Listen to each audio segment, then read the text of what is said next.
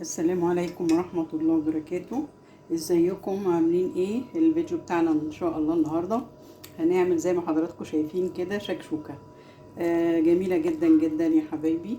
ويعني برغم برضو ان البيض غالي بس برضو تكلفتها مش هتبقى زي البروتينات التانية.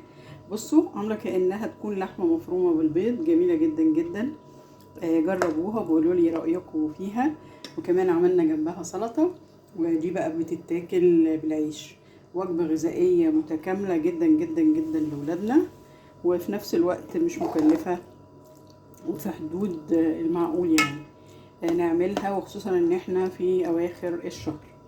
يا ريت يا حبايبي اللي اول مرة يشوفني يشترك في القناة ويفعل الجرس علشان يوصل لكم كل جديد، ونصلي كلنا على سيدنا محمد. يلا بينا يا حبايبي نبدأ الفيديو بتاعنا ونشوف عملناها ازاي.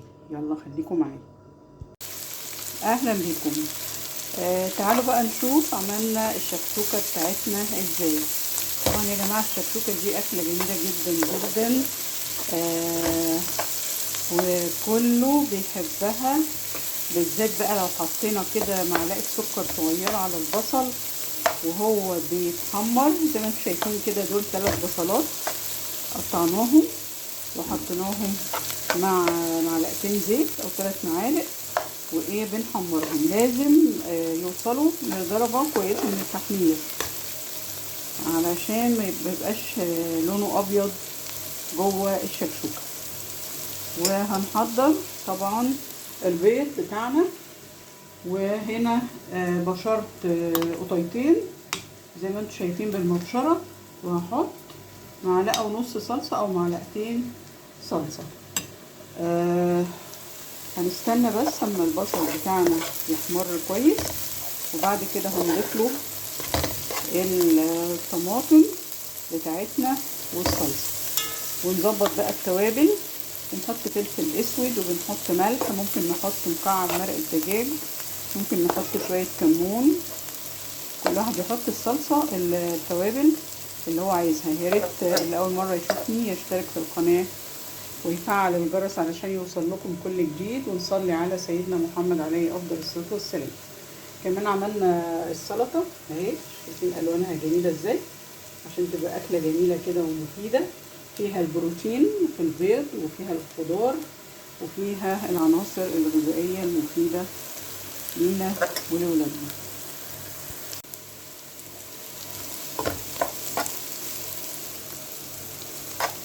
اللون ده كويس. انا حطيت فلفل قرن فلفل علشان احنا بنحبها تكون سبايسي شويه. لما وصلنا للون ده كويس، يعني مش لازم نحرق البصل قوي، هنضيف الطماطم والصلصه، وهنضيف بقى شويه ميه علشان نسيبهم يتسبكوا مع بعض شويه. خليكم معايا. ضفنا مكعب مرق الدجاج، وضفنا نص معلقه فلفل اسود، وضفنا لازم ندوق الاول قبل ما نضيف الملح. تمام. وهنسيبها بقى يا جماعه. وحطينا كمان نص كوبايه ميه صغيره علشان البصل يغلي كده مع الطماطم، ونسيبهم شويه قبل ما نحط البيض بتاعنا. يا ريت نصلي يا جماعه كلنا على سيدنا محمد عليه افضل الصلاه والسلام. اللهم صل وسلم وبارك على سيدنا محمد. خليكم معايا. زي ما انتم شايفين كده بدأنا نعمل مسافات كده ونحط البيض بتاعنا. في ناس بيحبوا يخلوه سليم كده، لكن احنا بنقلبه الصراحة مع البصل، بنقلبه. ولادي بيحبوه متقلب مع البصل.